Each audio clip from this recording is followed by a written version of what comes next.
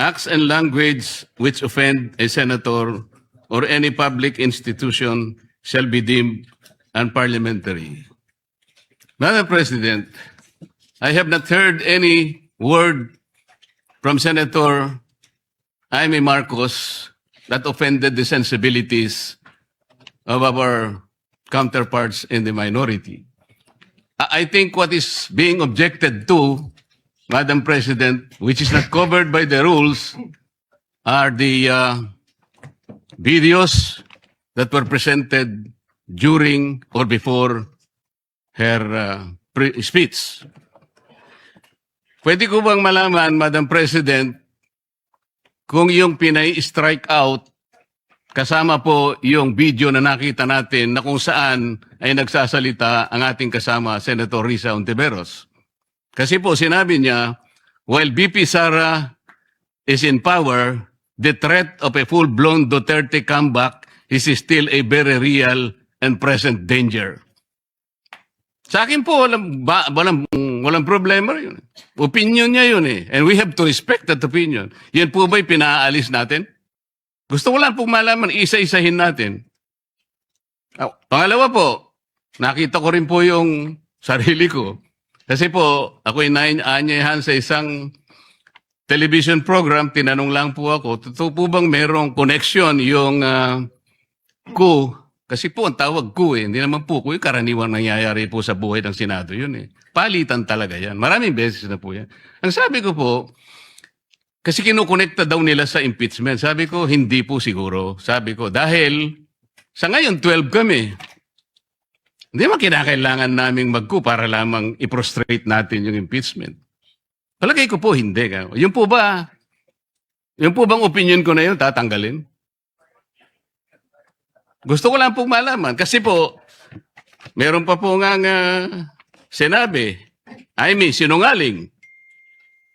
Meron din po nagsabing gano'n eh. Ang ibig ko po sabihin, Madam President, ngayon po nakita natin the vibrancy of democracy in this chamber. Isa-isa po silang nagsalita lahat. Nabigyan ng pagkakataong ipaliwanag ang kanilang panig. Hindi po ba maganda ngayon na nakita ng taong bayan, nagamit nga lang po yung kanyang presentation. Pero naging daan para mapakinggan ng buong mamamayan. At sila na po ang final arbiter, Madam President. Ako nga po eh. Ako nga po. Kailan lang nag-privilege speech ang isa sa atin dito. Habang nagsasalita siya, pinadaan niya ang isang slide na merong isang papel, na merong takip, at pagkatapos merong nakasulat, care of Congressman Marcoleta, 500. Isang kapirasong papel na tinakpan.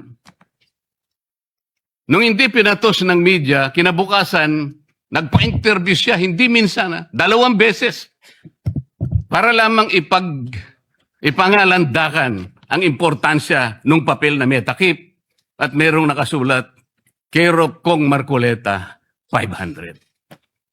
Nagsalita po siya sa media 2 beses at paiimbestiga raw ako sa ombudsman.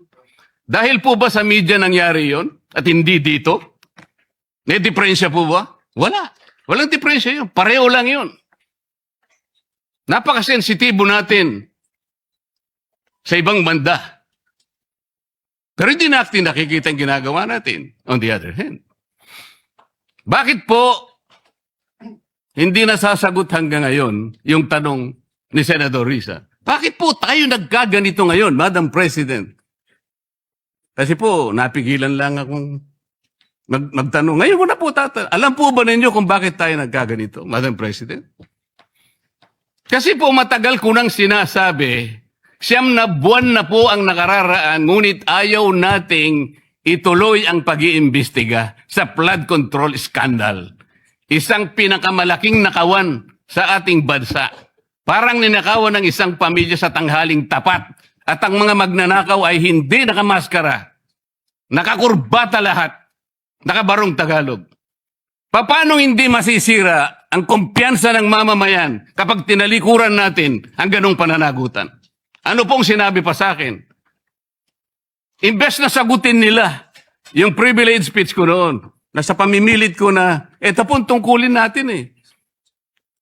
Naging PNP chief kayo. Ako po'y humanga sa inyo noon. Hindi ko na ikukwento ang lahat ng ito. Bakit ngayon? Bakit hindi natin gawin lahat yon? Alang-alang sa interes ng bayan.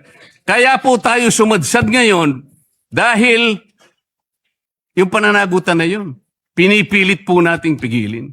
Ang dami po nating pinagtatakpan. Tumayo siya, imbes na sagutin niya ang aking sinasabi. Ano po sinabi niya? Kung ano-ano po sinabi, nagpalabas din po siya ng napakaraming video na kinakampihan ko si Diskaya, nag-bla-bla-bla, na ang asawa ko raw ay independent na ganito. Lahat po. Pati yung tayo ko sa Congress noon, na sinasansala ko yung mga kasama ko because ngayon ko lang nakita ang Vice President, nagpipresent siya ng budget for 2025. Inaaglahi siya sa budget 2022 and 2023. Yung mga ganun po. Bakit po ngayon biglang nagbago ang kulay natin? Bakit po ganyan tayo ngayon? Bakit po napakababa? Siguro po, kung may pagkakataon tayo, maring bukas o makalawa, makikita po ninyo yung complete video yung nangyari nung Lunes, May 11, 2026. Kung paano, alas 7 pa lang ng umaga, nandito na yung tropa ng NBI na nakipag-coordinate sa opisina ng OSAA. Sapagkat balak pala nilang hulihin ang isang senador. Hindi po ba? Nagkaroon na po ng admission. Tinanong ko pa nga yung ating former SP kung nakita niya yung warrant of arrest. Pinakita ba sa'yo? Sabi naman niya, hindi. Naniwala po ako ron. Ngunit bakit sinabi niya, kung mag-coordinate kayo sa USAA.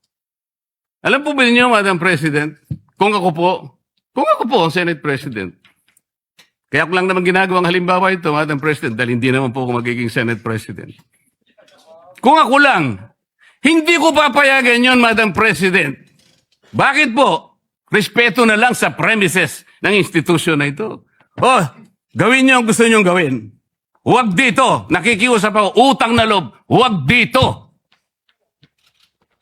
I will do that. Pero ano po nangyari? And the rest is history. Hinabol po ng hinabol, kamuntik na pong nahulog sa hagdanan ng Senator Bato. Ganun po ba ang pagtrato sa isang senador? Sinasagot ko po yung tanong, bakit po tayo nagkaganito? Isipin po ninyo, bakit hindi kayo magsimula doon? Meron po bang isa sa mga minority counterparts natin ngayon, Madam President? Meron po bang isa na sumama sa akin nung ako'y nagsasalita na parang si John the Baptist, ako na lang ang isang nagsasalita. Ituloy natin ang investigasyon. Meron po ba silang lakas ng loob na samahan ako? Madam President? Wala po. That's why I'm objecting to the motion. Wag po tayong balat sibuyas. Wag po tayong balat sibuyas.